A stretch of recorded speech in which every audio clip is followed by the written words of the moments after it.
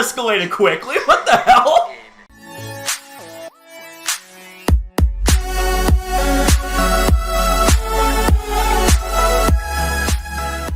How's it going, everyone? YouTube Corey here, aka Crasher, back with a new video. And ladies and gentlemen, we have ourselves something very, very hyped. So let's just dive straight into this. This video is going to give us a taste, a preview, if you will, of Pokemon Sword and Shield Crown Tundra. Make sure you guys show the original video some love. Links to all the stuff will be in the description box down below. Let's just get into this, guys. Let's go, baby! Woo! Oh, I'm excited. I'm here with a little bit of wow. Sword and Shield DLC. Just the view of that is just... And that is the wow. Crown Tundra. Of course, we had the oh, man. I can't wait to get into this. There's Nidoking. A little over half an hour of it in action. Obviously, I couldn't play it. I'm excited Nidoking's back, honestly. But I could at least see it, and I thought I'd back. Heart's pounding, man. Now, I haven't got very much footage, so yes. I'm really going to rush through this. There's a lot of the obvious stuff is back, so obviously there's even more Pokemon that didn't make the cut in the original game have returned. There's some new Pokemon, there's some new moves and stuff like that. All of which I can't wait to see, man. Tundra itself, which is another 3D open world area, just like the Isle of Armor and the wild area in the main game. And it isn't all snowy. There's plenty of greenery and open water and stuff like that too. So there's a good variety, even though the Isle of Armor. I like variety. We got Avalon floating, like just floating there perfectly. Based on the UK, and yeah, so the Crown Tundra is basically based wow. on Scotland. It's like a floating little platform in the water. Main pieces of new content I wanted to point out as part of oh, new pieces. So I'm going to do that. All right. The first of those is the main story quest of Crown Tundra, which is basically it's chasing a huge-headed Pokemon, which if you've been following the promotional stuff. Huge-headed Pokemon, is that Calyrex? Okay. Calyrex had to think there for a second. And it's sort of its category on the official website. Oh man. It seems like it might have actually at one point. I am hella interested in the backstory of Calyrex. It's got an hey, Beldum! It's in the background! Woohoo! I can't wait to use Metagross in this, man. Yeah, you don't learn too much about it early on, which is the stuff that we saw, but obviously this is going to go places as a story. The main story, from what I saw of it, I didn't see very much because they didn't want to show very much because of spoilers. But fair enough. It seems like it's going to be a solid introduction to the characters and the towns that populate the that view, though, man, jeez. You're going to be chasing Calyrex, and I assume eventually you're going to be, well, of course, eventually you're going to be catching it and able to make it part of your team. Which is wow. Cool. Alright, and... the second part is something that, if you're a fan of the... there's the tree! Pokemon is particularly exciting, and that is the legendary tree of a legendary tree, which is basically the legendary... oh, Moltres! Original Pokemon it looks so good! Articuno, Zapdos, and Moltres. And it's just munching on large fruits here, and... okay. So they're back in okay. form. Uh-oh! So whoa! Whoa! Forms, which is awesome. And basically they hang well, that escalated quickly. What the hell? In the Crown Tundra, and it seems like when you first go up to that tree, is that the three are introduced to the flash. Oh my God! There it is. After this, Articuno. Veteran Pokemon fans might remember the legendary dogs in Pokemon Gold and Silver, and how once you've sort of awoken them, they scatter across the map, and you have to track them down and find them. And this seems like it's going to be a pretty similar situation where you'll be able to. These guys are going to be roaming? And then when you do, you'll be able to go and catch them. So again... oh my God. The next feature I want to talk about is dens in a little mode called... roaming Galarian birds. And this is basically... oh, here we go with the Dynamax Adventures. You're going to find in Sword and Shield. Alright. And they basically offer you the chance to catch powerful legendary Pokemon that haven't been seen in the Galar region yet. Or you can only catch each legendary once. So you can't endlessly farm them. Yeah. That's sort of similar rules. You gotta be very careful with that, by the way. Now, like, especially with the shiny hunters out there, you know what I mean? So we put together a separate guide on that over on VG247.com. So hit up the I website. am excited for the legendaries, man. Read all about how I'm excited. But the basic thing is that these are 4-player raid scenarios where you and 3 other players work your way through a series of Dynamax battles with only one Pokemon. Oh my God. Now your HP and your status effects carry over from one battle to the next. Yep, you got to be aware of that as well. Strategize and plan.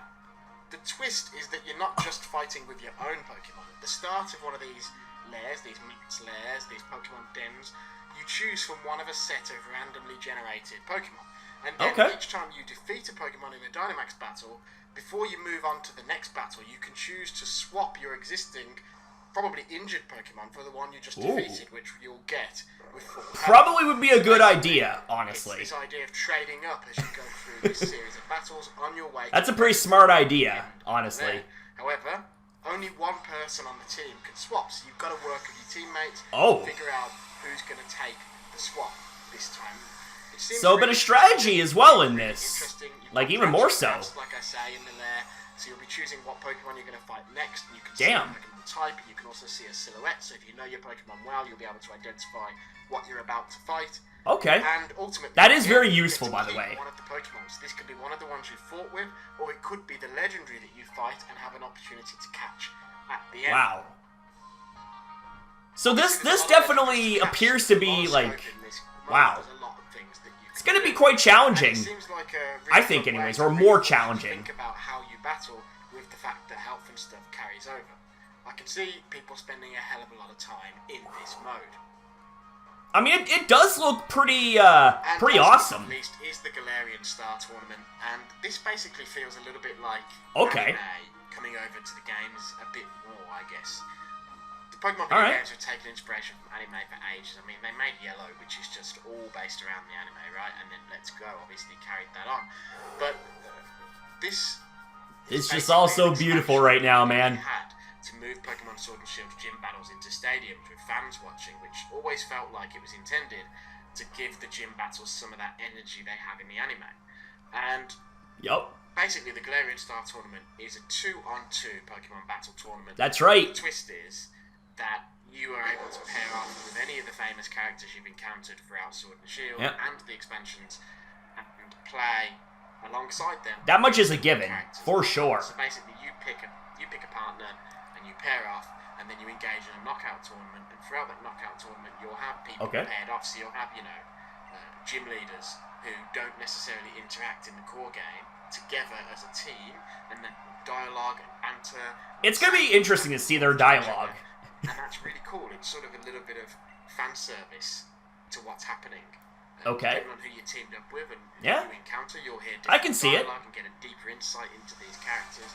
But on top of that, Nessa and Milo. By the guys of Pokemon as the hardest challenge in the game. These Woo! End game. A formidable pairing. You need to have completed both DLC chapters, and you need to be champion before you can even tackle this.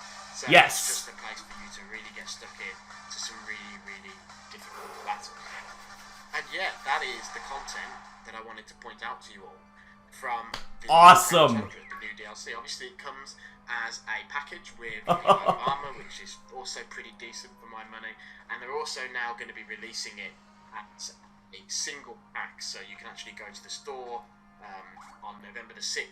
I'm just in awe right now, man. The main game and the DLC. Otherwise, if you're getting it as DLC, this is out October the 23rd. And yeah, basically, it is a really, really cool addition. Again, it feels like I had my problems with Pokemon Sword and Shield. I felt like they fell flat in a few places. But it feels like they've really addressed some of those complaints in the DLC. I'm just, honestly, it's like, I'm honestly just really, really looking forward to this.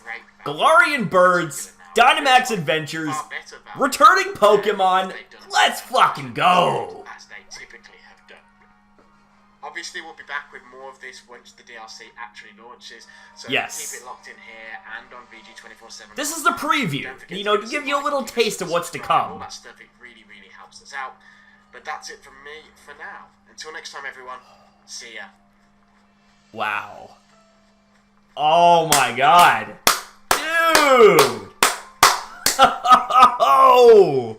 Well, now I'm even more hyped up for the Crown Tundra, man. I am even more hyped up. Like, just everything looks very, very, super interesting. God damn! Alright, ladies and gentlemen, you know what time it is. It's evaluation time! Let's get into this, guys. So there's some valuable information that has been revealed here in the video. But one of the biggest things I want to point out right from the get-go is the scenery here in Crown Tundra. It is just absolutely beautiful what they did with the Crown Tundra. Absolutely beautiful. Wow, man, I absolutely cannot wait to suit up and go exploring. Now, as for the main story, as expected, is going to be revolving around Calyrex, the, quote, big-headed Pokemon. Now, I'm very, very interested in the lore of Calyrex. You know what I'm saying? I'm just very, very interested, you know? Like, what else can I say? It is going to be a fun time. And then we have ourselves the legendary tree of a legendary 3, and that, of course, is referencing Galarian Articuno, Zapdos, and Moltres, and this, honestly, is another big thing I am looking forward to when it comes to the Crown Tundra, is the Galarian birds. They all look absolutely amazing. And here's the thing as well, is that they are actually going to be roaming legendary Pokemon, which is something that is very, very reminiscent to the legendary Dog Trio from Generation 2, the Lottie Twins from Generation 3, etc., etc. So it's going to be really, really interesting to find these Pokemon roaming about. Now, we have ourselves interesting details in regards to the Dynamax Adventures. Now, we see that you had to go through multiple raids in order to get to the final boss, which is obviously going to be the legendary Pokemon. Now, they pointed out some very interesting and really good to know details here. So basically, after each raid you complete, the HP loss and status conditions is going to carry over to the next raid, so do keep that in mind. And also, you are able to swap out a Pokemon, so you start off with your original Pokemon, but after you catch the raid Pokemon that you beat, you have the option to swap your original Pokemon out for that. But here's the catch though, you can only choose one player when it comes to the swappage, so you have to be much more strategic about it, you know what I'm saying? Do you choose yourself, or do you choose one of your compadres who might not be in good shape like, say, your Pokemon is? And when it comes to the legendary Pokemon itself, you can only catch it one time, and it does have a 100% catch rate. But you do have to keep in mind that you only can catch it once, so this is especially crucial for those shiny hunters out there that want to get shiny legendary Pokemon. You got to make sure that you keep this in mind. And as Cerebi.net actually pointed out, with Dynamax Adventures, you can leave with either the legendary Pokemon or the current Pokemon you have.